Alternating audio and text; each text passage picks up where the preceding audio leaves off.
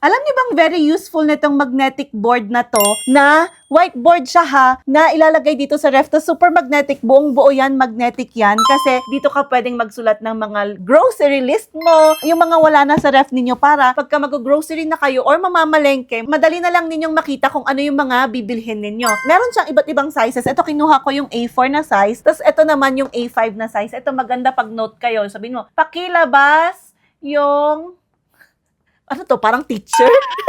Pakilabas yung karne. Ganyan. Tapos, basta ano dito, very useful lang siya. May kasama na nga pala itong 3 markers kapag darating sa inyo. And with eraser, of course. So, pwede mo siyang erase lang yan. Very easy. Ay, na-erase na yung grocery list ko. So, very easy lang naman niya. Tapos, nakamagnet lang din yung inyong mga ganyan. Tapos, ito yung marker niya. O, diba? Kahit na anong whiteboard marker naman siya kasi whiteboard naman yan. So, if you want this, nasa yellow basket lang po. Ilalagay ko na lang sa baba kung saan makakabili. Bye!